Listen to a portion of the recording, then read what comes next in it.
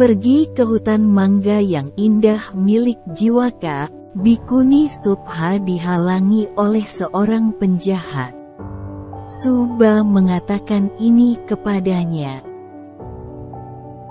Kesalahan apa yang telah kuperbuat kepadamu, sehingga engkau menghalangi jalanku?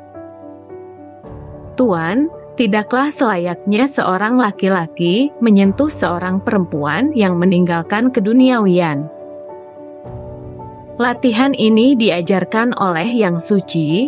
Ini adalah persoalan serius dalam ajaran guruku. Aku murni dan bebas dari noda, jadi mengapa engkau menghalangi jalanku? Seorang yang pikirannya ternoda kepada seorang yang tanpa noda.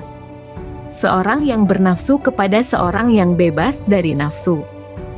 Tanpa noda, batinku terbebaskan dalam segala aspek, jadi mengapa engkau menghalangi jalanku? Engkau muda dan tanpa cacat, apa gunanya pelepasan keduniawian bagimu? Buanglah jubah kuning itu, mari bermain di taman bunga ini. Di segala arah aroma serbuk sari menguar manis yang berasal dari hutan berbunga. Awal musim semi adalah hari yang membahagiakan, mari bermain di taman bunga ini. Dan pepohonan bermahkotakan bunga-bunga seolah-olah berbisik dalam tiupan angin. Tetapi kesenangan apakah yang akan engkau peroleh dengan memasuki hutan ini sendirian? Yang sering dikunjungi oleh gerombolan pemangsa dan gajah-gajah betina yang terangsang para pejantan pada musim kawin, engkau ingin pergi tanpa teman menuju hutan yang sepi dan menggetarkan? Bagaikan boneka emas yang berkilau, bagaikan bidadari yang mengembara di taman dengan tanaman berwarna-warni. Kecantikanmu yang tanpa tandingan akan bersinar dalam balutan pakaian dari kain kasa yang indah. Aku akan menuruti perintahmu jika kita menetap di hutan ini. Aku tidak mencintai makhluk lain selain engkau, oh peri dengan mata yang begitu indah. Jika engkau menerima undanganku, mari berbahagialah dan menetap di sebuah rumah. Engkau akan berdiam dalam sebuah rumah panjang yang terlindung dari angin, biarkan para gadis mengurus kebutuhanmu. Berpakaian dari kain kasa indah, kenakanlah kalung bunga dan kosmetik. Aku akan menyediakan segala jenis perhiasan untukmu. Dan emas dan permata dan mutiara. Naiklah ke atas tempat tidur mahal, penutupnya begitu bersih dan indah dengan matras wol yang baru, begitu harum dengan percikan cendana. Bagaikan bunga bakung biru yang keluar dari air, tetap tidak tersentuh oleh manusia. Demikian pula onyonya yang murni dan suci, tangan dan kakimu menua tanpa pemilik. Tubuh ini adalah bangkai, memenuhi tanah pemakaman. Karena sifatnya yang hancur berserakan. Apa menurutmu yang menjadi intinya, sehingga engkau menatapku dengan tergila-gila? Matamu seperti mata rusa betina atau peri di pegunungan. Melihatnya keinginan indriaku semakin bertambah. Tegakkan wajahmu yang tanpa cacat dan berkilau keemasan. Matamu bagaikan kuntum bunga bakung biru. Melihatnya keinginan indriaku semakin bertambah. Walaupun engkau mungkin mengembara jauh, aku tetap memikirkan engkau dengan bulu matamu yang panjang dan penglihatanmu begitu jernih. Aku tidak menyukai mata lain selain matamu, oh peri dengan mata yang begitu indah. Engkau berjalan di jalan yang salah. Engkau ingin mengambil bulan sebagai mainanmu.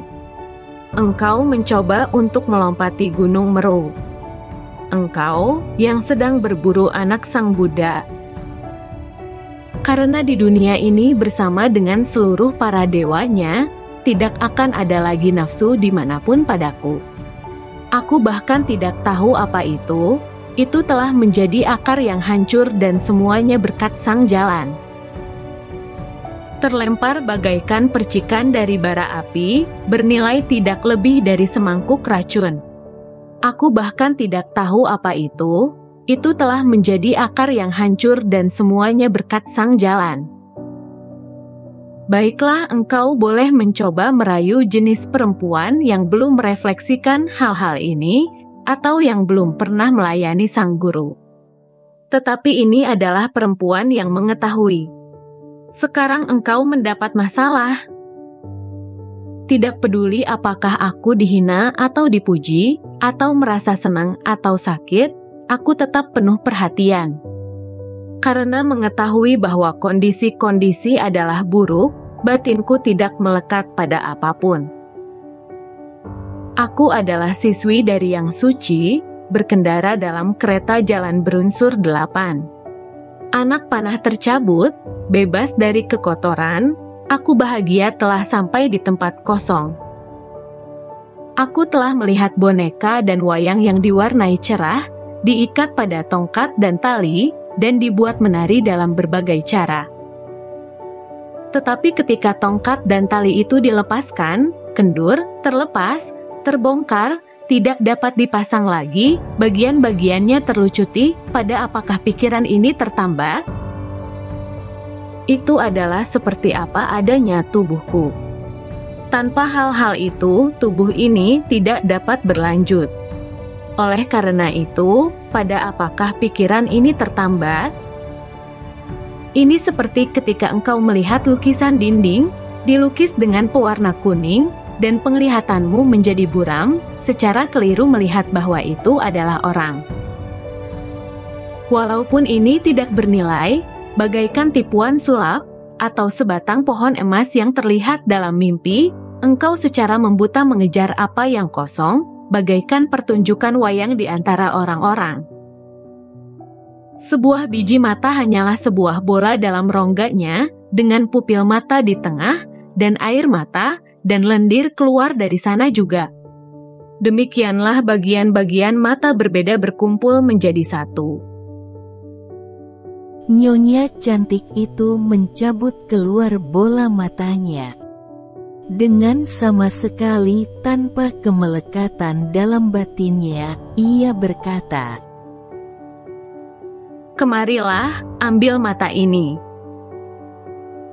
Dan memberikannya kepada laki-laki itu di sana pada saat itu juga. Pada momen itu ia kehilangan nafsunya dan meminta maaf. Semoga engkau baik, mohon maafkan aku. Menyerang seorang seperti ini adalah bagaikan menggenggam kobaran api atau menangkap ular berbisa yang mematikan. Ketika bikuni itu dilepaskan, ia pergi menghadap Sang Buddha yang agung.